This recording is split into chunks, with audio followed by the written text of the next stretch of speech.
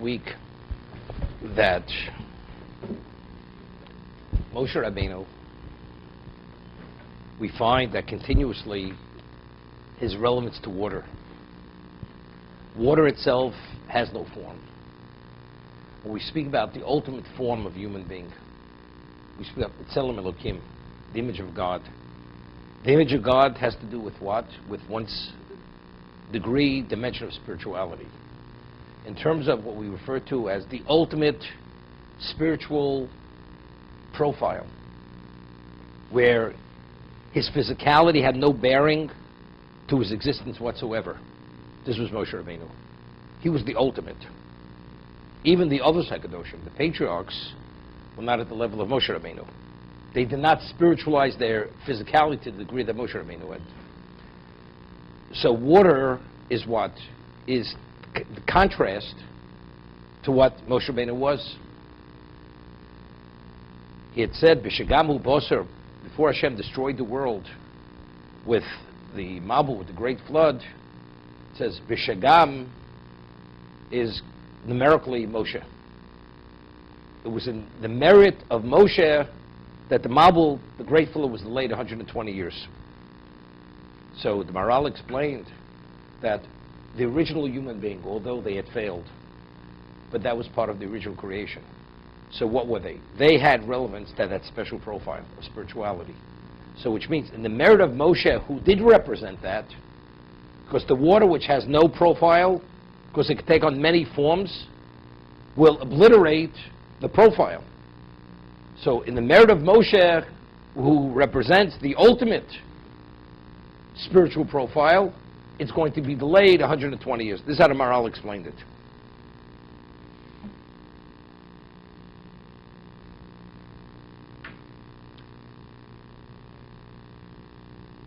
We're holding page Pei Gimel, second column.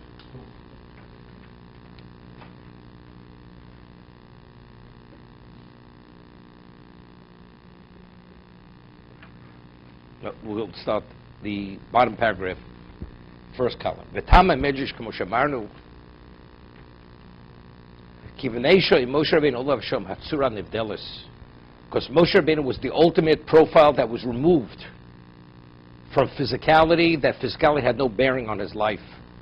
Moshe's Bayer, Nos Kodesh Baruch Hu Arichos L'Tzura Olam She'edor HaMabul, that Hashem had given an extension to the generation of the great flood, 120 years.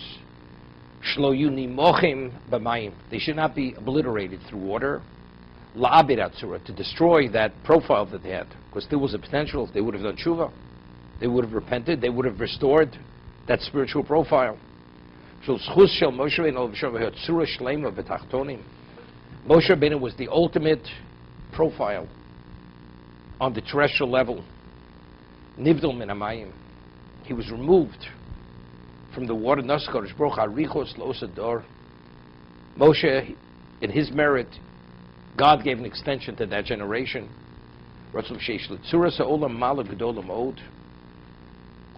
The world has an inner profile.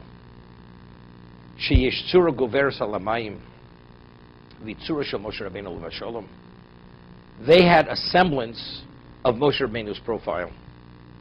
Every human being has a potential to be that spiritual being. So because of what they possessed, rather than destroy it, obliterate it, Hashem says, I'll give you 120 years to do tshuva, to make the correction. It's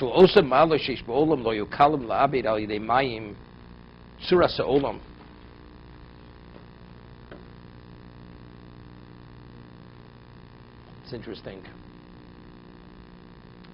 The term of mechio, obliteration, it's not a simple term.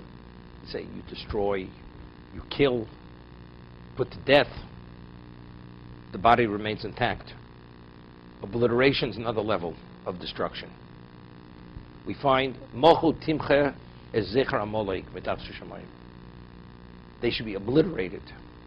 That even their possessions have to be destroyed. There should be no trace of their remembrance. Total obliteration, as we use them, to be wiped out. The Dora Mabul, they were obliterated by the water. Sodom and Amorah, because they were roim v'chatom l'Hashem od, they were evil between man and man and man and God. They were obliterated. Now, what is the concept of obliteration? With the morale, we're able to understand it on another level. What is the human being supposed to represent? This spiritual profile. These people, not only did they not represent the spiritual profile, they went to the extreme opposite. It had no relevance. It's like an animal in human form, or worse than an animal in human form. The spiritual profile no longer had relevance to them. They were beyond correction. So if you have something that resembles what's supposed to be, but has no relevance to what that is any longer, we're talking about, it's a forgery, a representation, a deception of the worst. It looks like God, and it's a disgrace. It's a disgrace. The Talmud Dvorah, Moshe Raviro, when he speaks at one part of his Sefer, he speaks about the human being a reflection of God to a certain degree, the Tzelem Elokim. He says, if a person lives not according to the attributes of Hashem, what is he? It's a disgrace. It's like you look like the real thing, but you're not. It's like you look like the prince and you behave worse than the commoner. It's a disgrace. He says, you're falsifying, in his words, you're falsifying the image. That's what it is, you're falsifying it. The generation of the great flood, Sodom and Amorah, Amalek, they had the image. They were human, but what did they do? They sinned and they failed and assumed a level of evil that was beyond correction. What do you have to do with that? Let something that has no image, water, as he said, they're obliterated. Amalek has to be obliterated, whatever that is. Sodom was cosmic obliteration.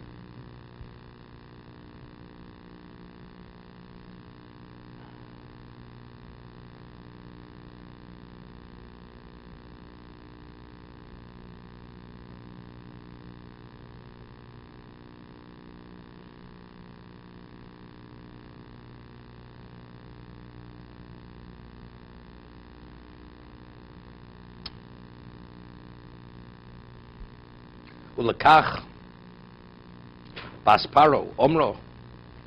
Therefore, when she took Moshe Rabbeinu out of the water, Ki min hamayim shisiu, Ki hamayim mitzad atzmam heim hefech l'Moshe Rabbeinu olam shalom. Water in its essence is the antithesis of what Moshe is. It's lacking form, because water can take on all kinds of guises.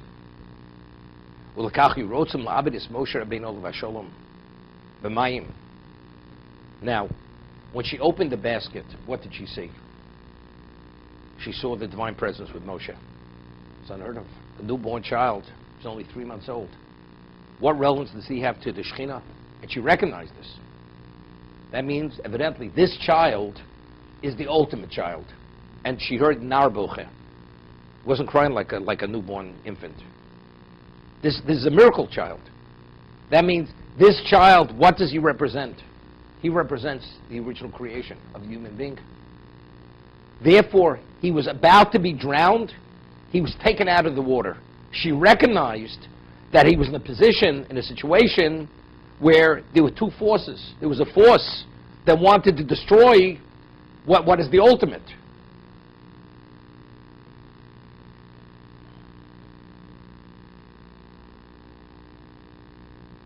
It's interesting. Person's contaminated. How does he relieve himself of spiritual contamination? He immerses himself in the water. What happens? He has much as a hair sticking out of the water. He's not fully immersed. It's not valid. It's not a valid immersion. But when he comes out of the water, whatever impurity he had, he's relieved that impurity. And it's water, specifically water. It's another liquid. It's not valid. It's water. Now, why? If you're contaminated, why? By going into this body of water and being fully immersed, why does it somehow bring about this transition from impurity to purity. The Torah tells us that if you have an earthenware vessel becomes contaminated, cannot be purified. How do you purify it? You smash it. Because when you smash it, it's no longer a vessel. So now, what happens if a human being now goes into a state of non-existence? Disappears. And now the person reappears out of nothing. He's a new being. He's not the same as before. If water represents non-existence, a human being is profiled to some degree. So immersing yourself to the point you don't exist. When you come out of that, you're coming back as a new existence. As a result of that, the impurity remains, is relieved, person comes out pure. I'm just saying the concept. That's the concept of tefillah. It's very interesting. The concept, the Gemara says, the Yanda Sanhedrin, that ultimately, at the time of Tchias HaMesim, even those who did not decompose in the earth before resurrection, all humanity, all, the greatest tzaddikim, will decompose in an instant and be resurrected in an instant. The last moment, the moment before resurrection, decomposition, and then recreation. What's the reason? What's the understanding of that? So, the Ramchal at the beginning, even though he doesn't address this point, about why the last moment, but it's included what he discusses, why does a person have to die? Hashem says, the day that you eat of that fruit, you will die. The Eitz Hadas, how was it depicted? It's Eitz Hadas Tov V'Ra, good and evil. When Adam ate of that tree of knowledge, before he ate of that tree, of course he could advance himself. Not being fully advanced, it doesn't mean that there's some type of impediment within you that cannot be advanced. I mean, you will advance. What about a person who has an impurity within him? As much as you'll advance, you cannot purge that impurity for yourself. So how do we purge that impurity? A person has to die, decomposes, and when Hashem will resurrect the human, what's resurrected? Evil's not resurrected. Only the good is resurrected. So the evil remains in the ground. The human being is resurrected as a pure being. So what is the concept of decomposition and resurrection? Being relieved of the impurity and being resurrected as pure. You're a new being. All humanity becomes a new being. What is the concept of tefillah? It's a semblance of resurrection. You go into a state of non-being, and when you come out, you're relieved of that impurity. It's literally. It's a mirror image of Tchias HaMesim. That's what resurrection is.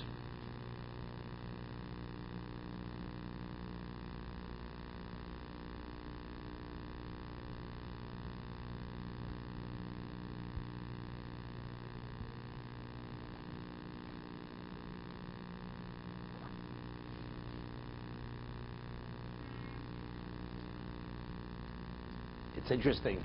All contaminations, whatever they are, could be relieved with a mikveh. Total immersion in a body of water that qualifies as a mikveh. But tumas mes, if you come in contact with the dead, you can only be relieved with the paraduma. Only with the paraduma. Meaning that the nature of that impurity, it's not enough to go out of existence to that degree. It's interesting. Why not? Why not? Now, why does a person have to die? Because there you truly have to go out of existence. This is a semblance. Water is lacking in form, so what the profile of the human represents, semblance-wise, doesn't exist. So when you come in contact with other levels of impurity, or the person has an impurity emanating from his body, that's sufficient. As long as it has a semblance of what the ultimate is. But what is tumas mes? What did you contract? This is a derivative of what's evil in itself. For that, the mikveh is not enough. Then you need the real thing. What is the real thing? The real thing is paraduma. Paraduma. Why? It's chok. Statute. Even Shlomo Melech didn't understand what it was. It's so beyond. It contaminates the pure and purifies the contaminated. But whatever it is. But it's because it's rooted in death, and death is innate impurity, therefore the mikveh is not sufficient for that. Because the animals, or we speak about a flow from the body, it's unrelated to that evil that exists within the person. The reason why the person has to die is because that impurity has to be purged from him, and that only comes about through death. That's why the mikveh is not sufficient. Just to give us like an approach how to put it in some context to relate to the concept of purification.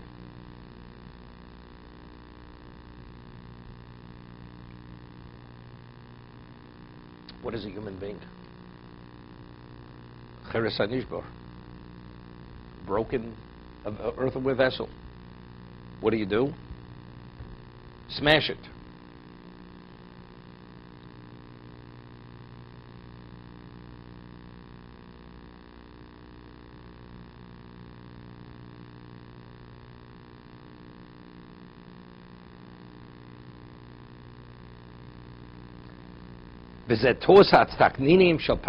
This was the mistake of the astrologers of Paro. They were expert astrologers.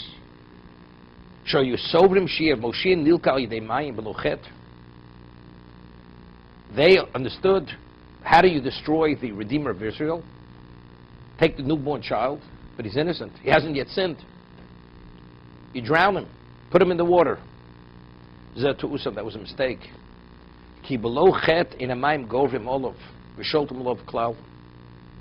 Unless there's some type of point of entry, a deficiency in the person of the special dimension, he's not drowning.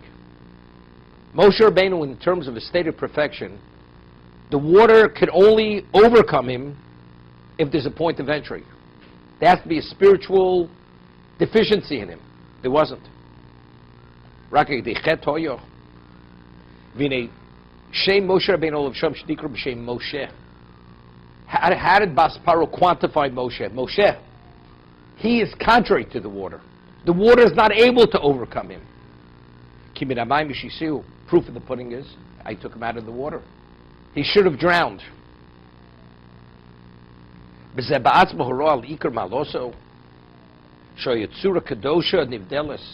was a holy profile removed from physicality. The divine presence spoke to him in his physical state. How does divine have relevance to the physical? The answer is Moshe wasn't physical. Even though he was made up of physical, but his dimension of being was not physical. As the Torah attests to this fact,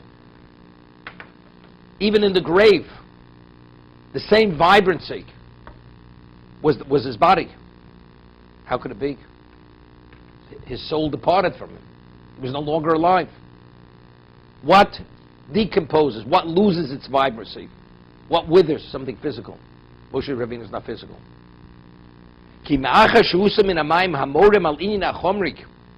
That he was removed from the water, which is an indication of something which is earthy, physical, material, lack of form. Moshe Rabbeinu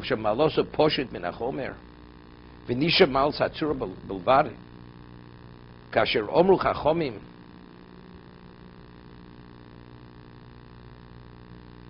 Al inyin odom shu bria pchusa bal chomer. When it says in Pirkei Avos that if you consider three things you'll never sin, from where you come, where you're going, before who you will stand. Right? From where do you come? Tipa srucha, a putrid droplet of semen. Okay? A human being has to see himself as a lowly being. Bal chomer, purely physical, earthy. If you consider three things, you will never sin. From where do you come? From the putrid droplet of semen. Hariki achoma apochu shebeodom umin atipa hasrucha. The physicality, the lowliness of a human being, where does it emanate from? The neshama is unrelated to the tipus rucha. The neshama is infused in the body. The body develops from the semen. That's the physicality of the body. Shumayim ashe belitzura. It's the equivalent. It's water. It's a fluid of the body. It has no form. Umalus Moshe ben olav v'sholem hepech ze shuhuvshat v'nivdal mipchisus zos atipus rucha. Although the physicality, the tipus rucha is reflected in the physicality of the human being, in Moshe Rabbeinu wasn't reflected. Was not reflected in him. He was removed from that tipus rucha. There was no evidence that he was from the tipus rucha. This is the essence. So I have a little bit of a problem. Why did Moshe not strike the water? Aaron struck the water by the 10 Makos. Because it would have been an indication of being an ingrate. He was safe from the water. Let me be safe from the water. The water couldn't. Person is a floating device. He's on a type of aircraft carrier which is not sinkable. You know, because I went on that aircraft. I could never do anything to the water. I have to show my debt of gratitude, and behaving different would be an ingrate. Moshe Rabbeinu could not drown. Because of what he was, he couldn't drown. So why would it be an ingrate? Do you realize that the favor, the state of being you could have drowned, you didn't drown? He wasn't drownable. Couldn't drown, according to what we're explaining now. So why did he strike the water? Right? By Dam and Batzvardea.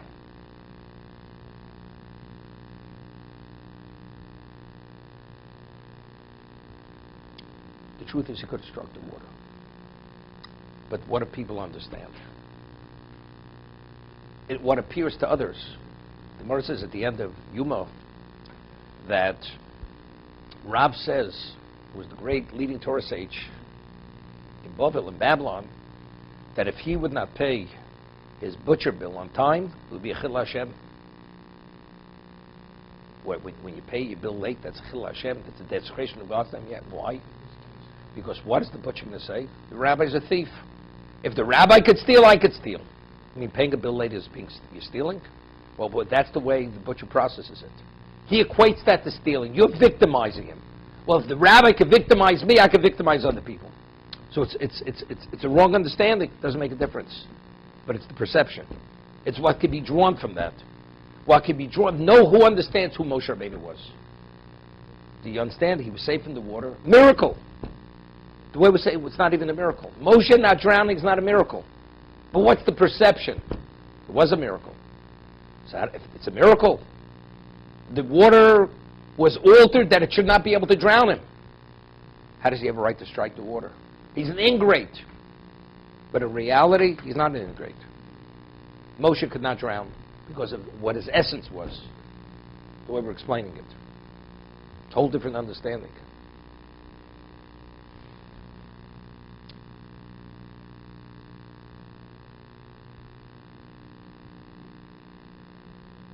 It's interesting.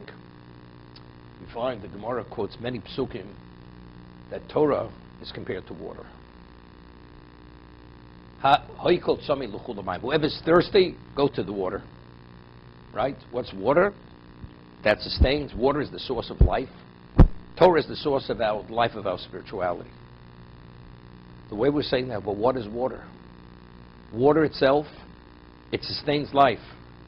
But in terms of what it is, it's lacking in form. It has no form.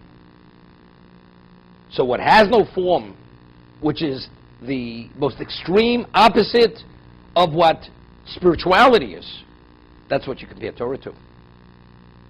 Torah is compared to that. So you tell, so we'll say, as we say, bedochim, maybe you'll say, we're only equating it to one aspect of water. In terms of sustaining, as water sustains physical life, Torah sustains spiritual life. But it seems to be, it's much more general than that. Right? It's much more than that.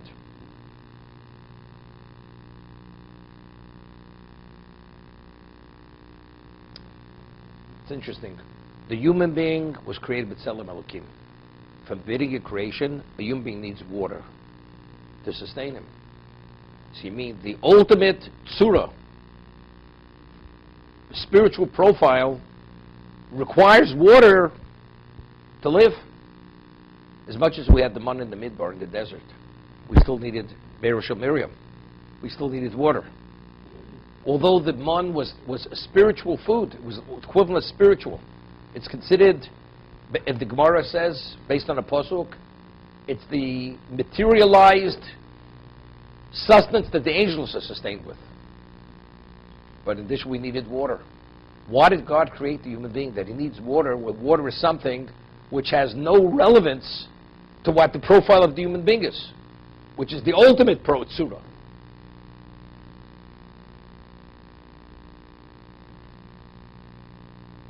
Could have created the human being, he doesn't need water.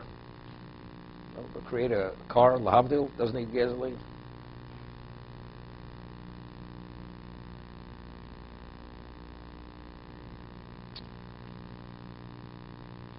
So let's talk about first Torah. Why is Torah equated to water? Water, Torah itself is exactly like water. It could bring about the ultimate, but simultaneously, it could bring about the greatest level of destruction. The Gemara says if a person studies Torah lishma, it's samad chayi, it's a life potion. It connects you to eternity. What about if a person studies Torah with a sinister intent, to try to destroy another human being? It's called lakanter. It will destroy his spirituality. I mean, is Torah invigorating? It connects you to eternity, or it brings about a level of devastation, destruction, which is not understandable? Is it A or B or C? What is it? And if you do it for the sake of personal gain, it's very, very deficient. It helps you to a degree, but you're missing the point totally, even though it's not destructive. Shlo lishma. So is it A, B, C? What is it? You know what it is, what you make it to be. So it has no profile. Whatever the human being infuses into it, it takes on that form. What do we infuse in it? Intent. What is intent? Intent is a derivative of what? Of spirituality. That's the neshama. What does a human being have intent? Have intelligence. Intelligence is rooted in one's spiritual profile. When you infuse it with spirituality, the Torah takes on a spiritual dimension. What level of spiritual dimension? The level that you infuse it with. That's exactly why it's compared to water. It's what you do with it.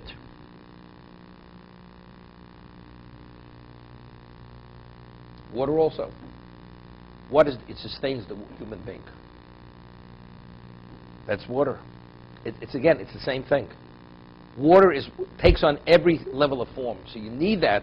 In certain forms, it's very beneficial. Other forms, right? You drown. You become asphyxiated with water. That's drowning. It's the same thing. It's what you do with it. That itself, that's the way it affects the person.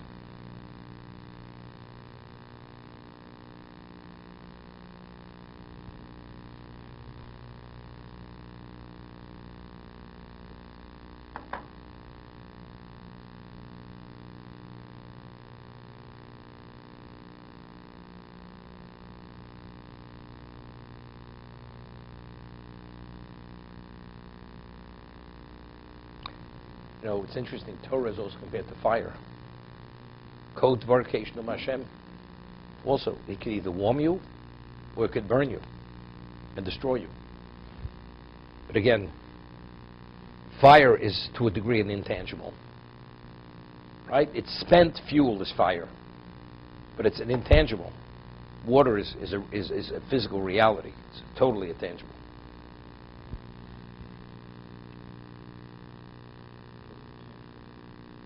Water is tangible.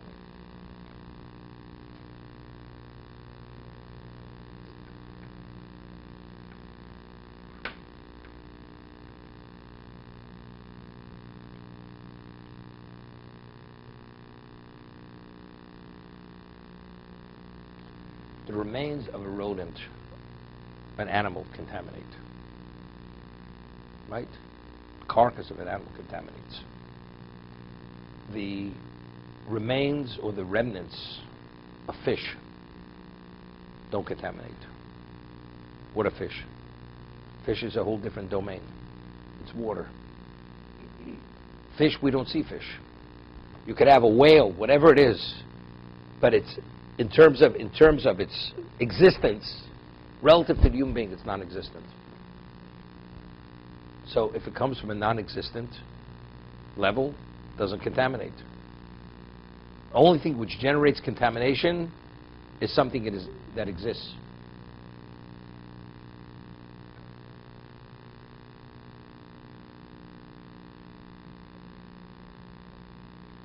In terms of when we speak about finite, something finite has form, right? A human being or any creature, living creature, has a form. So it's limited to its form. So a human being or any terrestrial animal, or reptile or insect, it has a form. And the form is finite. It is that. What about fish? Even though they have form, but their form is not relevant. Of course, they're submerged in the water. They have no form. They cannot live on.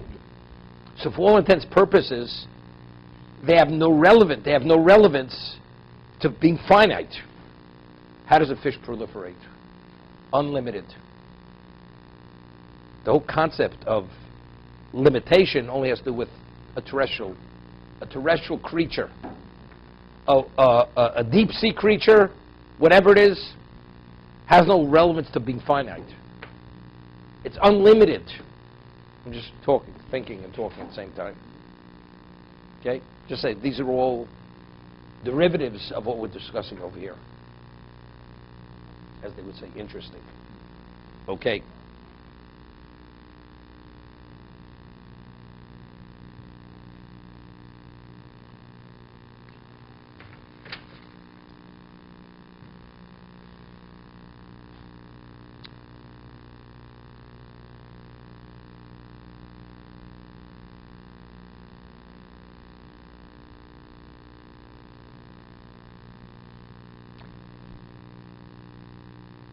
Humility is the most important characteristic.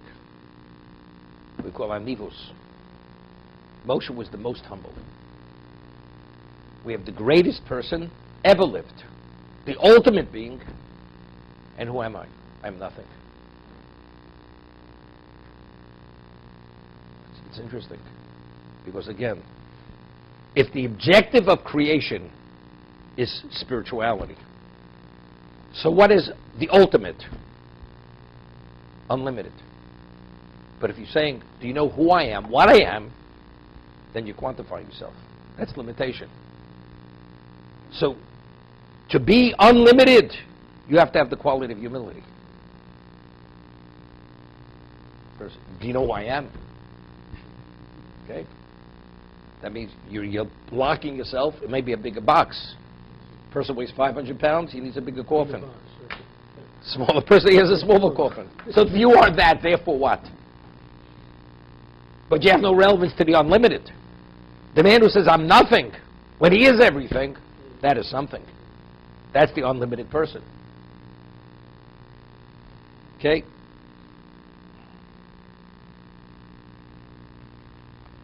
V'yigdol Moshe v'yetzer le'echov. It says Moshe matures, grows up, goes out to his brothers. Dorshu Razal, Mal vayigdal v'yigdol beis bomim. It says vayigdal twice. El Arishon Lakom. First, he physically developed. Hashed l'Gedula. He assumed a level of status in the palace. Before he was a child, now he's the prince. Mal Gedula. What is the greatness? Vayitzer lecha. The Gedula, greatness is, he's ready to go to see his brothers. Pirish ki vayigdal Hashem nichtav shayil lobush Gedula. He was cloaked in greatness. Shem kacha yotzi luros b'sivlos echov. Shelo bel nefesh gedolos. He's explained. Doesn't mean simply you learn. He was acknowledged as a person of royalty. No. You say a person is great. Why is he great? Because he has a presence. He represents an essence. The reason why he went out to see his brother suffering, that means he had a capacity of compassion, concern, responsible. Maybe I could make a difference. And even if I can't, I have to feel my brother's pain. But that's greatness. Other people, they flee from that. I don't want to hear about it. I have enough of my own problems. They run the other direction. Thank God I don't have to, I don't want to know about it. He says, Mishum kacho yotzeg, liros b'sivl, she'ilo hoyebo nefesh gedola. If he didn't have a great soul, a great loya makbid al shibud echov, it's okay. Understand what this is? There's a very positive quality. It's called mitzar b'tzarach shel chavero. You're pained. You grieve with the grief of your brother. You feel somebody else's pain. He says, unless he would have had this great neshama, he wouldn't have been concerned about his brother's pain. Eino makbid b'zeh. Zeh malas hanefesh.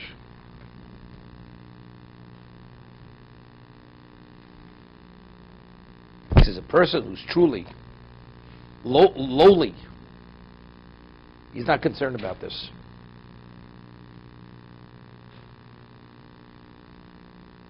That he was concerned shows us his dimension of spirituality. Remember, many years ago, very wealthy person, and I called him up about feeding families in Israel for Yom Tov, for Pesach. I know this person well, not an observant Jew. Very charitable philanthropist. And not a believing Jew. And I didn't ask him to help out because they're Torah scholars, because they're religious, they're observant, feeding people, putting food on people's table for the Seder. And he says to me, I hear what you're saying. I feel for them, but it's not my cup of tea.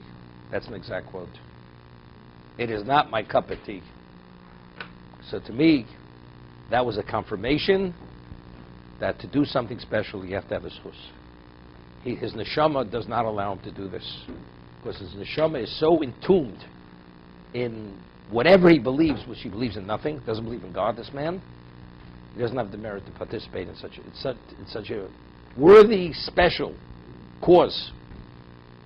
So to be able to feel, to act, and respond, and do whatever you can, is malas hanefesh. It's a reflection of the dimension of one's neshama. That's a special soul.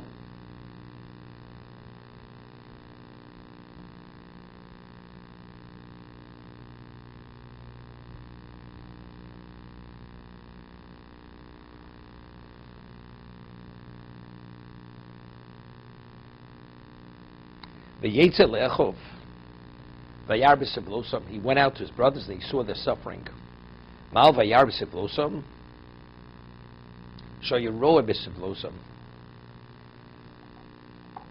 does it mean? He saw. He says, what does it mean? He saw the suffering. But that's what it says. He saw the suffering. I'm Medrash Barichos Bir Davazeh Ki Yesh Loshen Vayar Latana Kamo Nosad Libo Al Sivlosim. Take Rashi cites this. You know, we walk through the street, we gloss over many things. Why do we gloss over things? We have no interest. Because the moment you start focusing, then, if you have a capacity to relate, you start relating. Many things we don't want to relate. Now, I want to tell you something about somebody's problem. It has no relevance to me. I'm not interested in hearing it. I don't want to be distracted. But I want you to hear about it. But it has no relevance to my life. What do I have to hear about it? And I can tell you up front, I cannot participate. Therefore, there's no reason for you to share with me. Because the moment I start hearing and paying attention to it, it affects me. It affects me negatively. If I can't, if I could and I don't want, And even if I can't, it's also negative. What's the point? Has no value. So what does it mean? Nasa libola sivlosum. He paid attention. He focused on the suffering. And as a result of focusing on each one of their suffering, he assisted each one of them to the degree that he could assist them.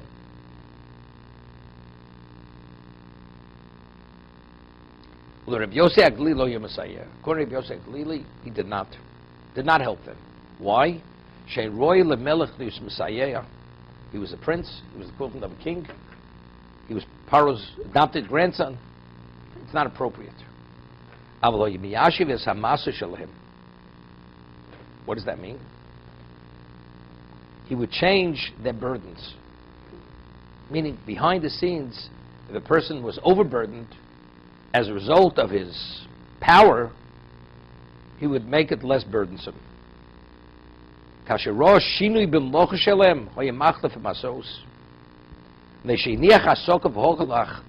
Mean to actually participate in carrying their load, that he wouldn't, or that.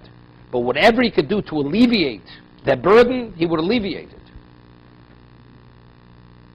Do you know what it means? He has more important things to be involved. He's a prince, the running of the country. Does he have to be involved with each person's situation? That's greatness of Moshe.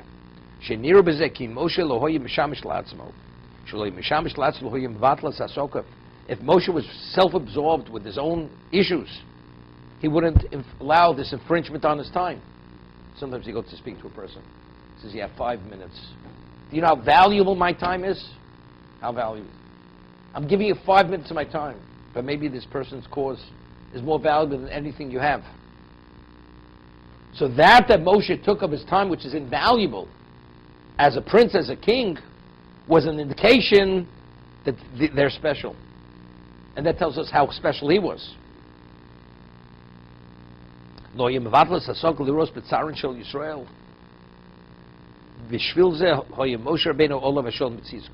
is phenomenal. We say that Moshe Rabbeinu was shokol connected Israel.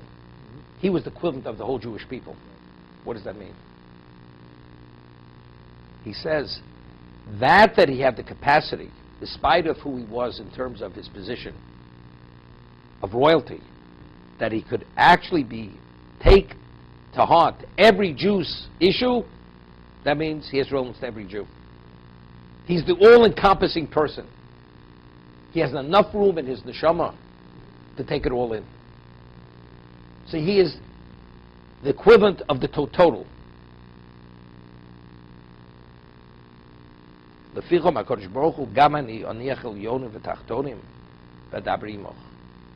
God is the all-encompassing being who wills all existence, Moshe Rabbeinu, because you're all-encompassing, I will leave the heavenly stratospheres to come speak to you. As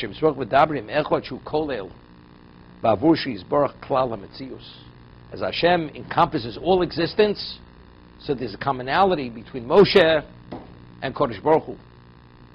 That's the human commonality. We also have a commonality. Hashem is Godel, Chesed. Person's a Chesed, Mahu Afato. Emulate his ways. Because when we assume his characteristics, we create a commonality. There's a base of a relationship. And that's exactly. Moshe, you are that all-encompassing person. On the terrestrial level, I will leave heaven because I am the all-encompassing being who wills existence to have a relationship with you, to speak to you. As a peer, as an equal, who is ponim el ponim. What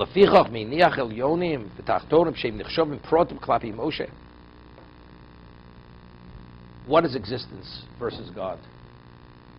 Nothing. God says, all existence compared to you is nothing. I have to attend to the heavens. What are the heavens compared to Moshe? Moshe Rabbeinu is all-encompassing everything. As all existence is nothing compared to Hashem, all existence has no value compared to Moshe Rabbeinu. Therefore, I will leave all that to attend to you, to talk to you. Ki mitzacho Moshe mashlam es Yisrael, shenachshavim kinyin echad. They're one of God's acquisitions, as it's mentioned in Pirkei Avos.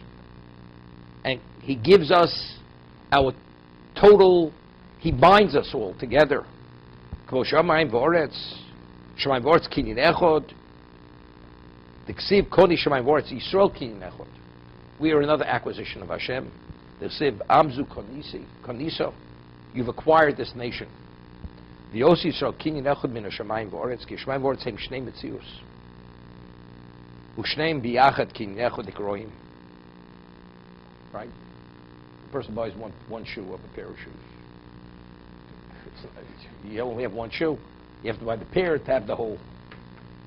So heaven by itself is nothing, and earth by it's all a combination of both.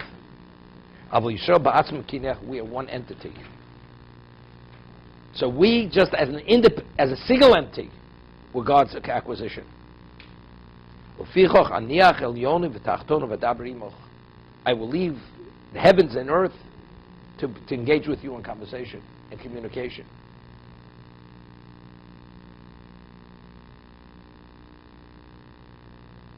See, what I explained last week was saying that Moshe Rabbeinu was the Tzura Nivdelis.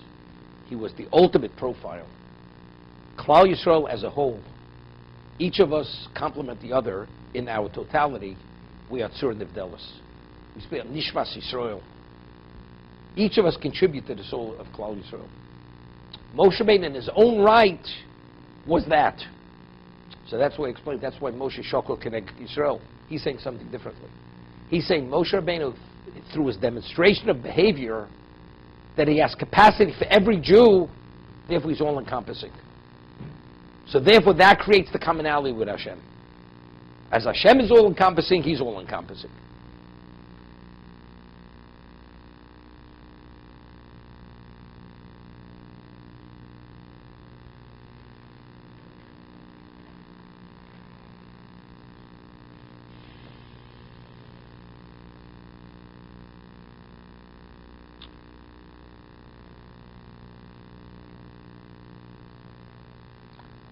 Bishmos Rabo, Shtei Yetzios Yotze Osa Tzadik.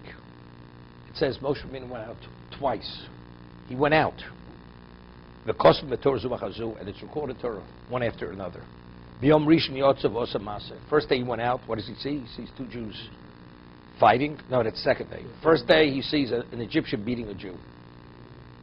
Shoharagav Esa Mitzri. First day he kills the Egyptian, buries him in the sand. Ubiyom Sheni Yotzev Omar the Rosha Lomasakareyechov. Sees one lifting his hand to strike the other. Doesn't Aviram. He says, Rosha, why are you hitting your fellow? Kloma Shoyilo Liram. Leos Misyori Lasus Masabiyom Sheni. You know, after you kill the Egyptian and you hope nobody knows, what are you going at a second day? You should, as they say, lie low. No? Disappear. You never know. Things will be forgotten. Going at a second day, you're causing people to remember what happened the first day. But he goes out the second day. He wasn't afraid. And not only wasn't he afraid to be seen, he even took an initiative. What did he say? He'd say, you know, you're inciting people against you. You know, you call a person in Russia, you think he's going to love you.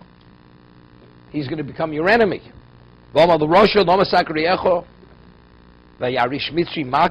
Mal v'yar, Omer Rabbeinu, Nogsim hoyu min ha-Mitzrayim.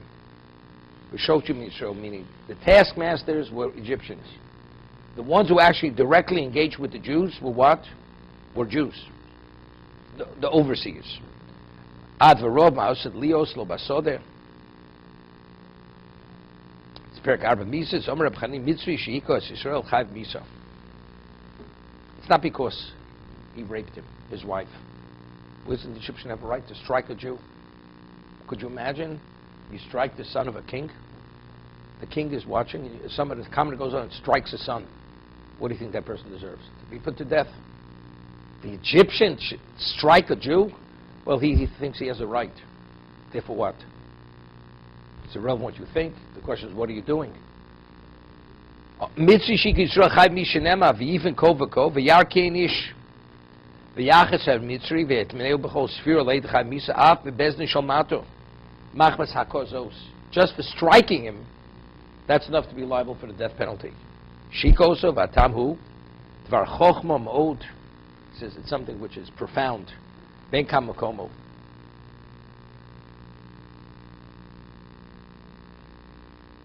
You have to understand. Stealing is punishable by death for a non-Jew. You took something you had no right to take. What about if you caused pain and injury? Where do you have a right? Where do you have a right to diminish another person? Right?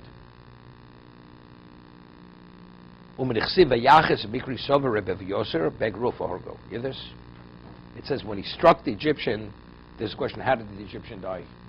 So Rabbi Yosef says, with his fist. He punched him. Interesting.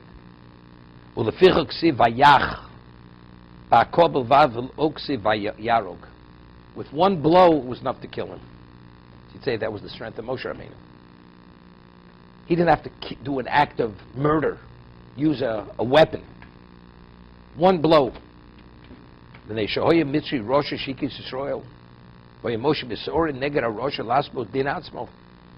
Moshe Rabbeinu reacted. Where do you have the audacity to strike a Jew? I will put you to death immediately. I personally will deal with this.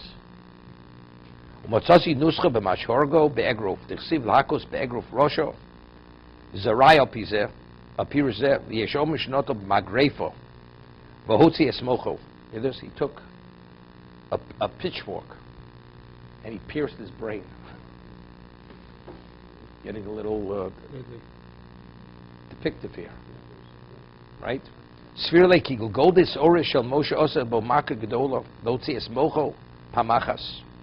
It just shows the force. He pierced his skull to pierce his brain. To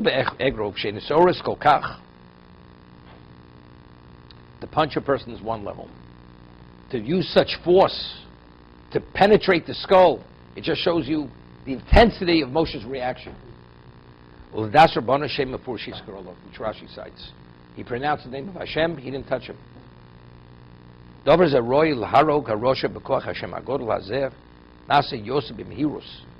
He wanted him to instantaneously die. That's an expression of a greater reaction. Instantaneous, no hesitation. To be continued.